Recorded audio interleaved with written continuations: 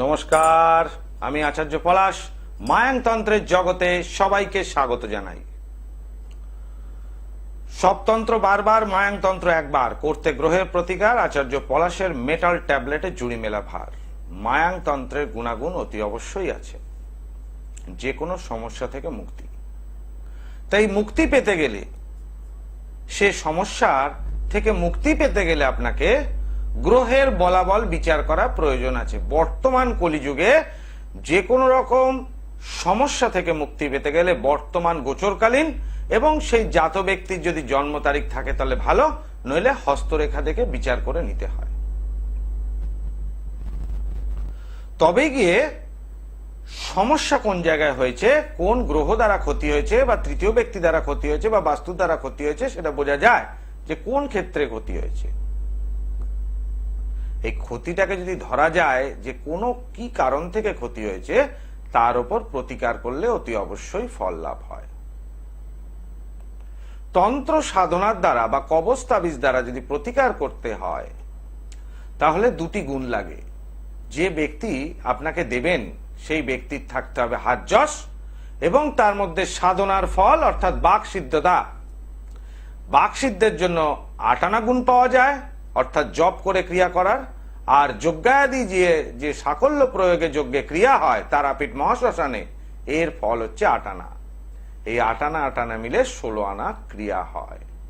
ধারণ ছাড়া প্রতিকারের ক্ষেত্রে এই যে মন্ত্র উচ্চারণ হয় যজ্ঞেতে, এর ফল থাকে 8 আনা।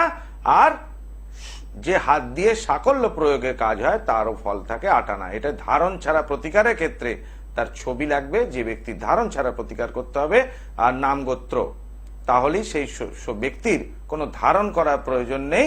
অকাল্ট সায়েন্স অর্থাৎ অদৃশ্য শক্তি দ্বারা তার সমস্যা থেকে তাকে বার করা সম্ভব। আজকের এপিসোড আমার থাকবে তৈলঙ্গ স্বামী, যেটা নিয়ে আপনাদের গ্লোব টিভি পর্দায় আমি অনুষ্ঠান করছি। তৈলঙ্গ স্বামী, শ্রীমৎ তৈলঙ্গ স্বামী তার জীবনের নানা ঘটনা বলি আপনাদেরকে তুলে ধরব।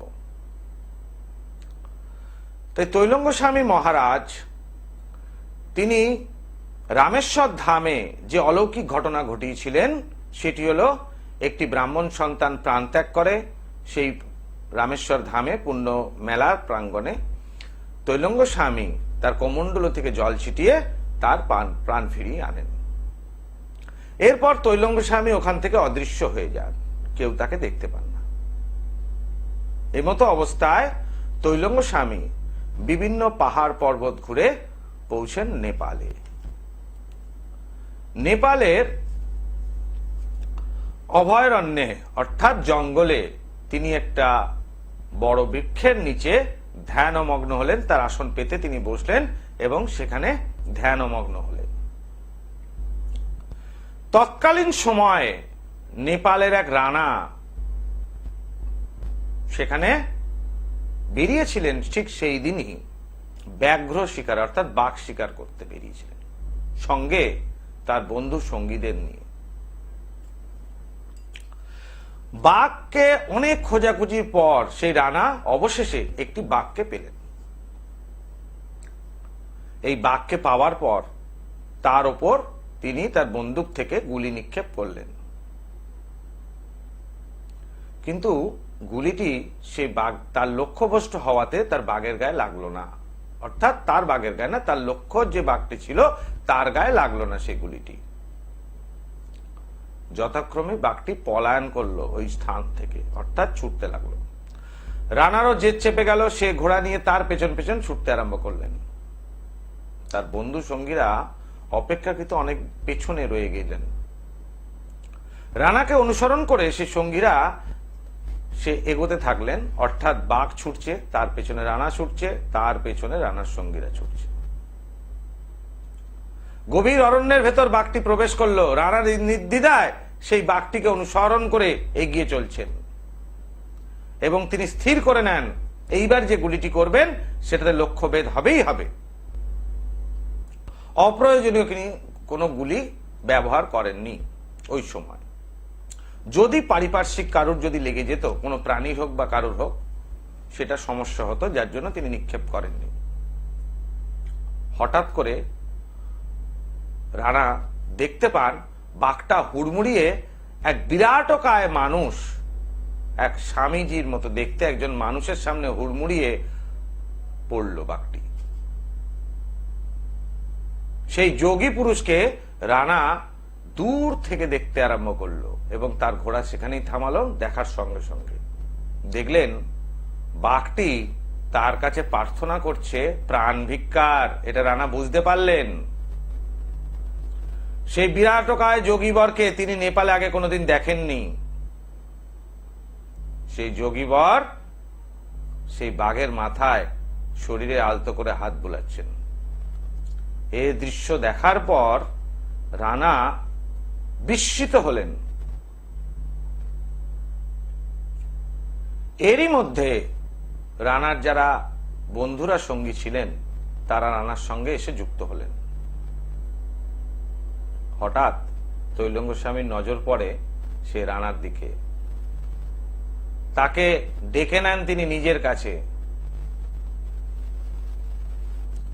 ডেকে নেওয়ার পর রানাকে বললেন, তুমি বাঘ শিকার করতে বেরিয়েছ, বাঘকে তুমি ভয় পাচ্ছ? রানা তার উত্তরে বলে দিলে, আপনি অবলীলাক্রমে আপনি বাঘকে যেরকম ভাবে আদর করছেন, তার গায়ে হাত বোলাচ্ছেন, দেখে মনে হলো এটি আপনার পোষ্য। এক আশ্চর্য ঘটনা রানা সেদিন দেখলেন এবং স্বামীজির সামনে রানা এটাই ব্যক্ত করলেন। স্বামীজি হাসতে হাসতে তাকে বললেন একটাই কথা, তোমার মনের মধ্যে থেকে তুমি হিংসা ত্যাগ করো। যদি তোমার মনের মধ্যে থেকে তুমি হিংসা ত্যাগ করতে পারো তাহলে এই বাঘও তোমার কেউ কোনোদিন ক্ষতি করতে পারবে না।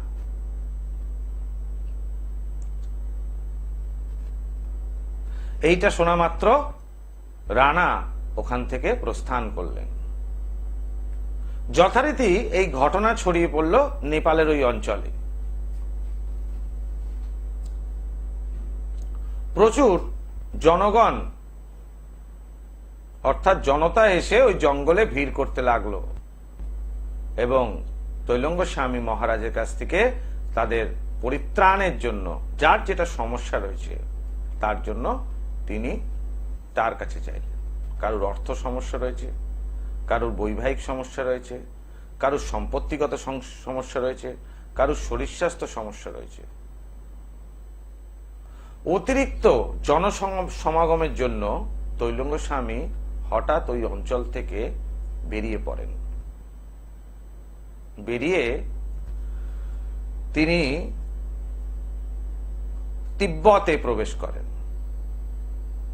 তিব্বত থেকে পুনরায় তিনি যান মানস সরোবরে।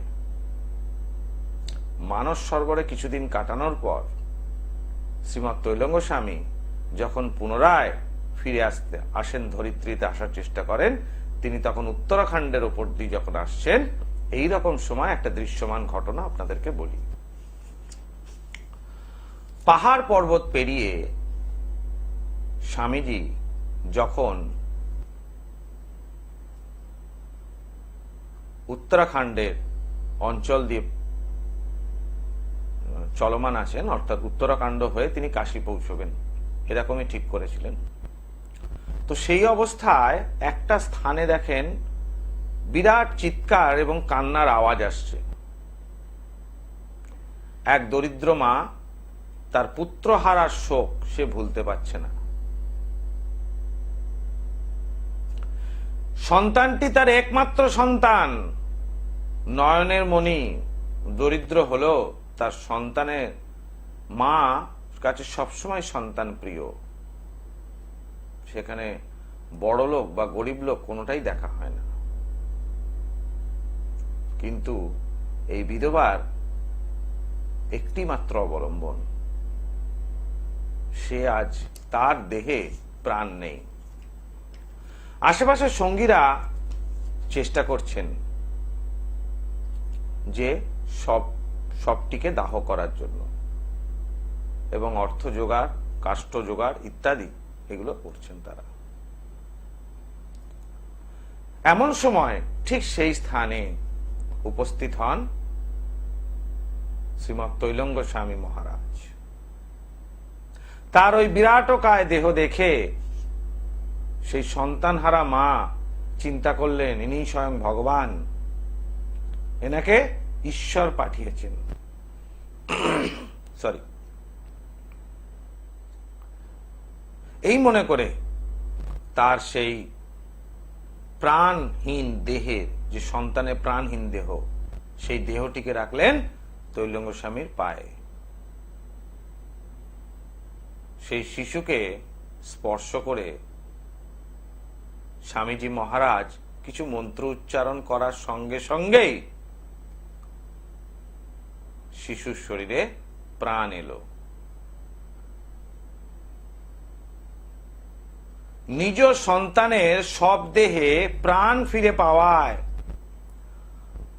মায়ের আনন্দের আর সীমা ছিল না, এবং আশেপাশের লোকজন যারা সেই অলৌকিক ঘটনা দেখলো তারাও সেই ঘটনায় বিস্মিত হলো। স্বয়ং দেবাদিদেব মহাদেব ছাড়া এই কার্য কেউ করতে পারেন না, কিন্তু একজন মনুষ্য যোগী পুরুষ এটা করতে পারেন। তার যোগ বলের ক্ষমতা এতখানি বেশি। তারা তখন সেই সন্তানকে নিয়ে আনন্দে থাকতে থাকতে হঠাৎ যখন মনে পড়লো সেই যোগী পুরুষের, তখন তাকে আর দেখা গেল না। অদৃশ্য হলেন শ্রীমৎ তৈলঙ্গ স্বামী। কোনো গুহার কোন অঞ্চল দিয়ে তিনি বেরিয়ে গেলেন, কেউ দেখতে পাননি। এই হলেন তৈলঙ্গ স্বামী। তার কাহিনী এবং তার জীবনীর বর্ণনা যে আপনাদের গ্লোব টিভির পর্দায় তুলে ধরছি, এরকম সাধক ভারতবর্ষের অদ্বিতীয়। ওভারঅল 280 বছর তিনি বেঁচে ছিলেন তৈলঙ্গ স্বামী। এটা সাধারণ কথা নয়, 280 বছর। এবং আপনাদেরকে তার জীবন কাহিনীর সঙ্গে সঙ্গে যে তার কেন তিনি এত মহৎ বড় যোগী পুরুষ হলেন, তার দুটো ঘটনা যেটা বললাম, একটা পশুকে সে হাত বোলাচ্ছে, সেই ক্ষিপ্ত বাঘ, পশু মানে সে বাঘ, যে মানুষ যাকে দেখলে ভয় পায়, তিনি তার গায়ে হাত বোলাচ্ছেন, সে তার পোষ্যের মতো হয়ে গেল তাকে দেখা মাত্র। আর দুটো মৃত সন্তানকে জীবিত করলেন। এই হচ্ছে সিদ্ধ পুরুষ যাকে বলা হয়। এই ভারতবর্ষের সাধক তৈলঙ্গ স্বামী মহারাজের আরো কিছু কিছু ঘটনা, সমস্ত কিছুই আপনাদেরকে বলবো। এর পরের ঘটনাটা আরেকটু ইন্টারেস্টিং। শ্রীমৎ তৈলঙ্গ স্বামীর সাথে আরেকজন, অর্থাৎ আরেকজন সাধকের একটু সাধনায় যুদ্ধ হবে, কিন্তু সে সাধক যিনি পরাজিত হবেন তৈলঙ্গ স্বামীর কাছে, তিনি তৈলঙ্গ স্বামীর কাছে হার স্বীকার করে নেবেন অবলীলায়, এবং তার নাম প্রচার করবেন, অর্থাৎ তৈলঙ্গ স্বামীর নাম প্রচার করবেন। এই হবে বর্তমান সাধক। সাধকগণ কোনোদিন কারুর পরনিন্দা পরচর্চা করেন না। আর এই সাধনার, এই যে সাধকের, ভারতবর্ষের সাধকের কথা আপনাদেরকে গ্লোব টিভির পর্দায় বলছি, সুতরাং সেখানে আমার কাছে তন্ত্রটা একটা সাধনা। তন্ত্রটা আমার পেশা নয়, লোক ঠকানোটা আমার পেশা নয়, তন্ত্রটা আমার কাছে সাধনা। যার জন্য মানুষকে আগে সমস্যার সমাধান করি, তারপর কাজের জন্য যে মূল্য হয় সেটা নেই। অতি অবশ্যই সরি, জ্যোতিষটা আমার পেশা, এটা আমার প্রফেশন, তার থেকে ফিস ধার্য করি। সুতরাং এই যে হঠযোগ, এমন কি মন্ত্র আছে যে মন্ত্রে হঠযোগে সুপ্রিম এনার্জিকে টেনে নেওয়া যায়। এই হঠযোগে সুপ্রিম এনার্জি যে কোনো অবস্থা থেকে তার শরীর থেকে তার আয়ুকে তুলে নেওয়া যায়। হয়তো তৈলঙ্গ স্বামী এরকম কোন শয়তানের শরীর থেকে তার আয়ুকে, তার ঊর্জা শক্তিকে তুলে নিয়েছিলেন এবং বিলিয়ে দিলেন এই বালকের দেহে। এই যে তুলে নেওয়া এবং বিতরণ করার এই যে হঠযোগ শক্তি মহা শক্তিশালী হতে হয়, তবেই এটা ফল পাওয়া যায়। জয় মা তারা। হ্যাঁ বলুন, কে বলছেন, কোথা থেকে? কোথা থেকে? দুর্গানগর থেকে। কি নাম মা? পল্লবী কুন্ডু। পল্লবী কুন্ডু মেয়ের নাম, আর আপনার নাম? আমার নাম অর্পিতা কুন্ডু। অর্পিতা। আচ্ছা অর্পিতা, পল্লবীর জন্ম তারিখ বলুন শুনি। 2005 মার্চ। 2005 19 মার্চ, তাই তো? 23 মার্চ। আচ্ছা 23 মার্চ 2005। তাহলে 2025 হলে 20 বছর হবে, এখন 24, তার মানে 19 বছর বয়স, তাই তো? হ্যাঁ, বিকেল 4:18। বিকেল 4:18। জন্মস্থান কোথায়? জন্মস্থান হচ্ছে দমদম ক্যান্টনমেন্ট হসপিটাল। আচ্ছা, আমার অনুষ্ঠান কি আজকে দেখছেন প্রথম দিন? হ্যাঁ, দেখছি স্যার। মানে আজকে প্রথম দিন তো? হুম। আচ্ছা, প্রথম দিন দেখছে, খুব ভালো কথা। টিভি ঘোরাতে ঘোরাতে পেলেন, তাই তো? হ্যাঁ, পেলাম। প্রতিদিন শুনুন, প্রতিদিন আপনার সাধক রামপ্রসাদ এবং দিদি নাম্বার 1 যে সিরিয়াল চলে টিভিতে, সেইটার পরই গ্লোব টিভি ঘোরাবেন এবং আমার লাইভ অনুষ্ঠান থাকবে আপনাদের জন্য, কেমন? আচ্ছা। প্রতিদিন সন্ধ্যা 5:55 সাধক রামপ্রসাদ এবং দিদি নাম্বার 1 শেষ হওয়ার পরই গ্লোব টিভি ঘোরাবেন এবং আমার অনুষ্ঠান দেখতে পাবেন আচার্য পলাশে। তা বুধবার কি জন্মবার মেয়ের? হ্যাঁ। বুধবার জন্মবার। এবার প্রশ্ন করুন, কি আপনার প্রশ্ন? প্রশ্ন যে মেয়ের সামনে কলেজে ফার্স্ট ইয়ার বিকম পড়ছে, একটুখানি ওর হাই স্টাডিটা কি হবে একটু তাই দিন। বিকম ফার্স্ট ইয়ার পড়ছে, তাই তো? অনার্স নিয়েছে? পাশে পড়ছে। আচ্ছা, এখন ওকে কি আপনি জানতে চাইলেন, পড়াশোনা কিরকম হবে, মানে পাশ করবে কিনা?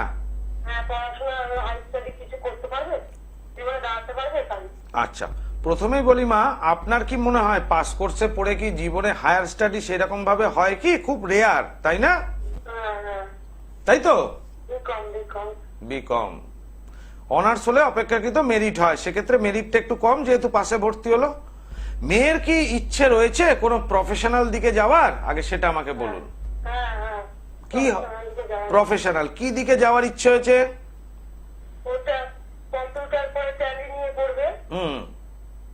কম্পিউটার করে চাকরি নিয়ে পড়বে, তাই তো?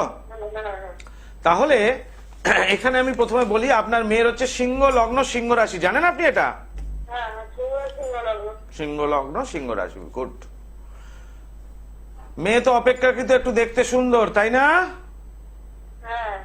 মাথাও তো গরম, খুব জেদি, তাই তো?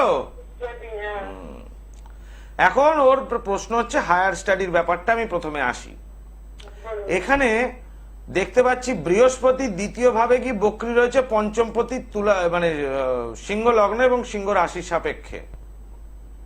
সেই বৃহস্পতি গ্রহটি বক্রী অবস্থায় দ্বিতীয় ভাবে থাকার জন্য এবং সেই সিংহের ওপর কোনো গ্রহের দৃষ্টি না থাকার জন্য হায়ার স্টাডি হওয়ার একটা সম্ভাবনা আছে, কিন্তু সেখানে দুটি গ্রহ চন্দ্র গ্রহকে পীড়িত করছে।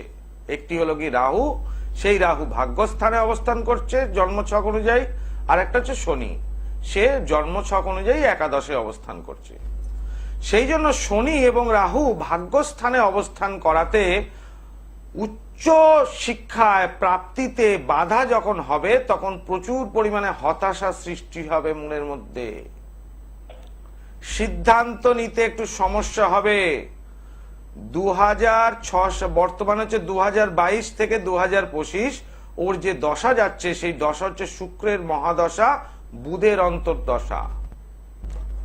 এই শুক্রের মহাদশা এবং বুধের অন্তর্দশায় মেয়ের কিন্তু পড়াশোনার জায়গায় মধ্যম প্রকার ফল পাবে, কোনো অসুবিধে নেই মা।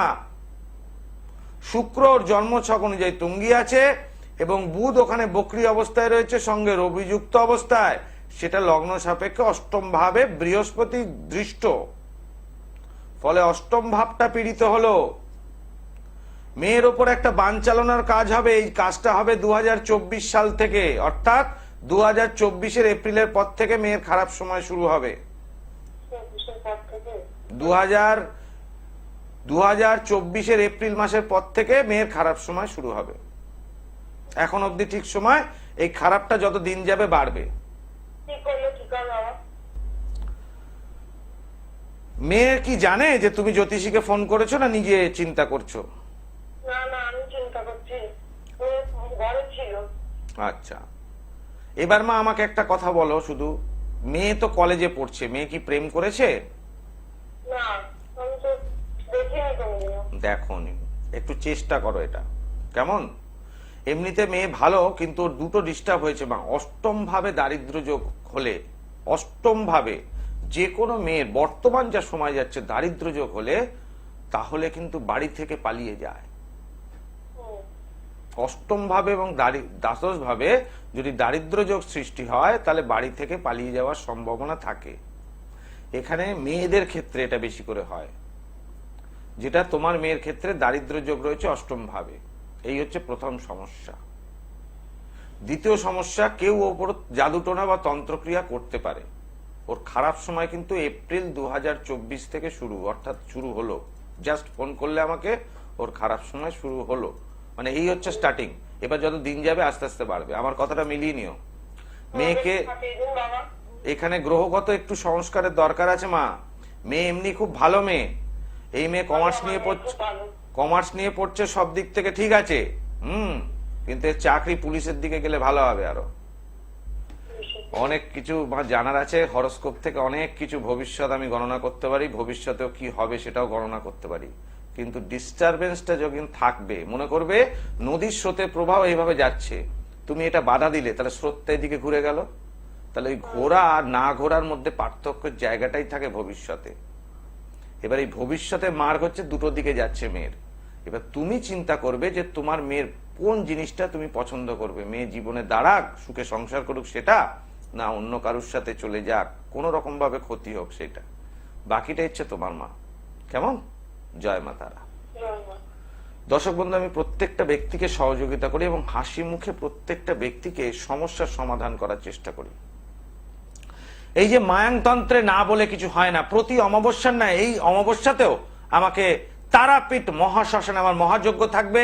এবং যে সমস্ত চেম্বারগুলোতে আমি বসি অমাবস্যার আগে, যেগুলো পাবেন আপনারা গড়িয়াহাট, কৃষ্ণনগর, মেচেদা, ব্যারাকপুর, হাওড়া, শেওড়াপুলি, শ্যামবাজার এবং বর্ধমান, প্রত্যেকটা মানুষ আমার কাছে এসে উপকৃত হন। তার কারণ আমি মানুষকে সমস্যার সমাধানটা আগে করি। আমার কাছে লোক ঠকানোর ব্যাপারটা নেই। বারবার একটাই কথা বলেছি, জ্যোতিষটা আমার পেশা, তন্ত্রটা আমার কাছে সাধনা। আমি প্রত্যেকটা মানুষকে সহযোগিতা করি যাতে আপনারা ভালো থাকবেন, সুস্থ থাকবেন। দুটি বুকিং নাম্বার, কন্ট্যাক্ট নাম্বার 9836955394 এবং 9836396305।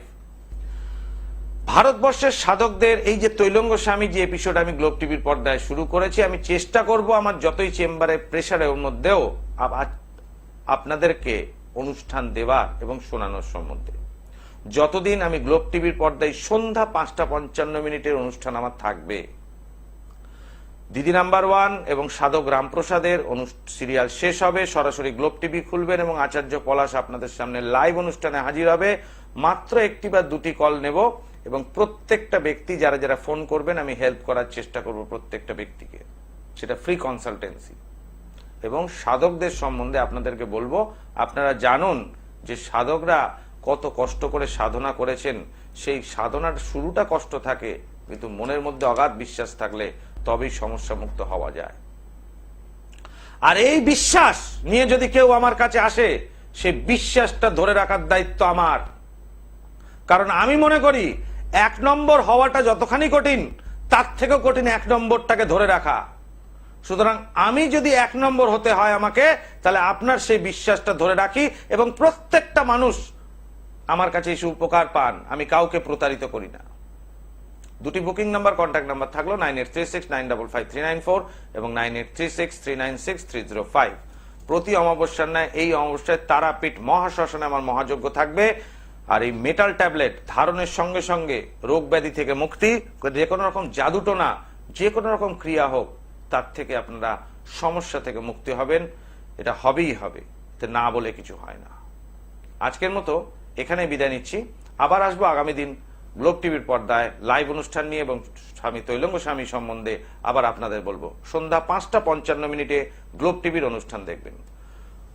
ওং সর্বমঙ্গল মঙ্গলে শিবে সর্বার্থ সাধিকে শরণ্যত্রম্বকে গৌরী নারায়ণী নমস্তুতে।